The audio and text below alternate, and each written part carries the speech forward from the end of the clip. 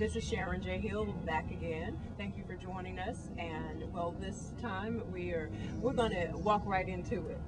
we're going to walk into literacy about illiteracy. So I have here Dr.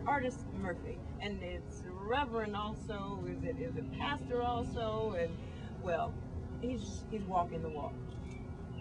Okay, what we're here to do today, I came in to Atlanta to bring some awareness to the literacy crisis. Illiteracy is the most misdiagnosed disease on the face of the earth, but it's the most curable because it's self-inflicted. Until we understand the effects of illiteracy, that it affects all people, meaning that it travels inside of those who is affected by it, just like any other disease. And usually when we see the effects of illiteracy, it's too late because illiteracy prohibits a person from freely expressing themselves. And usually when they express themselves, it's usually through a confused state of mind, or it's usually in an anger state. And when it's that way, we suffer as a people. I came to Atlanta to do a peaceful demonstration at CNN. The NAAC president, Ed DuBose, got in contact with C.C. Anderson, which got in contact with Ms.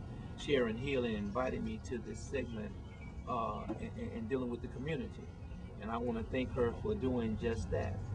We as a people cannot allow illiteracy to continue to rob our kids of their future. Most people don't understand that education is not the foundation. Literacy is the foundation that education sits on. If you take away the literacy foundation, education will fall because the educational process don't start unless you can read. So I pray that we understand this concept. I pray that we move upon it. I want to let you know that you can go on addressilliteracy.com. That's ADDRESSILLITERACY.com, or you can call me at any time at 205-422-3092. Oh, well, but this vision, this walk that you have been on for the past 5 years, Dr. Murphy, what started it and why that particular route that you go? Okay, well, when I left Atlanta, I went back home. My first daughter was being born, and I went inside to the school system, and it confused me. So in 2003, I went to the superintendent, Dr. Sharon, at the time of the Birmingham public school system, and he gave me the okay to do some research. When I went into the school system, Wilkinson Elementary was my first school that I went in, and I went in at Edwards tutor, and I was tutoring this kid, and I realized that he was reading between second and third grade level, even though he was 2 months from being 15 years old. You can only flunk that kid twice in Alabama, so they was moving him to the 9th grade, reading at between the second and third grade level. So I was dismayed. I went into my office and I talked to the Lord, and I said, Lord, we have to do something. And his answer to me was to walk to Montgomery to tell those leaders that he don't appreciate how they're doing his children. And that's how it all started. Okay. And but for the 5 years, where has the participation grown to? Okay, well, for the first 3 years, I spent basically dealing with the trust barrier, because there's been so many people that have lied to our people, from politicians to ministers to people from all walks of life, and people have lost trust. So here's a man in 2005 is about to walk 125 miles. I was called every name you can think of, and I was laughed at. But over the last 3 years, people understand that I'm serious, that I'm not a crazy man. I'm quite intelligent man. I've talked to the governor twice. He wants to do some things in Alabama. The NAACP have come on board this year. Matter of fact, that's what freed me to come to Atlanta, because I've been trying to come here a year. They're doing my program this year, and HICA, the Hispanic Initiative Coalition Association, has come on board. The Literacy Council has come on board, and a lot of different churches have come on board. So it have grown. I've had people from far south as Trinidad, Tobago, far north as Canada, for East New York and for West California to come on, and people from Georgia have come on board, and I'm here to now to tour the South now, to bring the South on board, and then initially overall my plan is to get around the United States and set up a council that we can sit in dialogue and get this thing started, because we must have some viable dialogue. Because one thing about dialogue we must understand is different than talk. Yes. Dialogue, when you're sitting down, meeting of the minds to get something done. Talk is just talk. It has really no meaning. If George Wallace and Bull Connor in Alabama and Martin Luther King and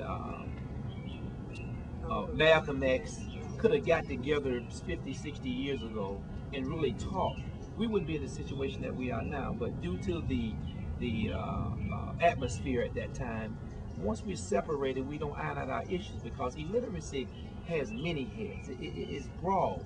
There are cultural illiteracies, social illiteracies. There's somebody dying as we speak right now because they don't know, while they're doing drugs, that diabetes running the family, a heart disease running the family, high blood pressure running the family, and somebody's going to die because they're illiterate of the fact that they don't know their health situation, and they're out there doing drugs as we speak.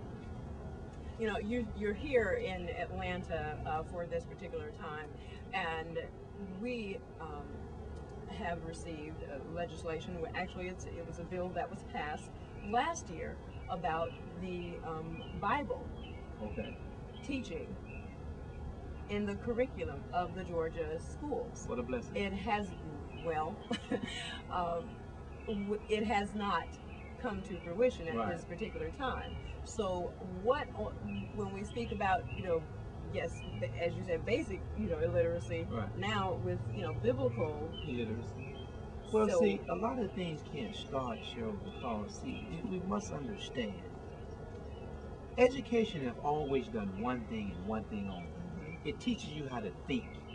That's why if I have a medical problem, I'm going to a doctor in medicine instead of a doctor in English, because he's been taught to think like a medical doctor. Now, it's just like this. There was a case in Birmingham where a young man had broken into a home, and the neighbors called. They didn't really know, but they just thought something was wrong. And they called the police department. They sent a couple of officers out. Now, they just come out routine. They was on their way to lunch. And what happened was, he saw the police pull up.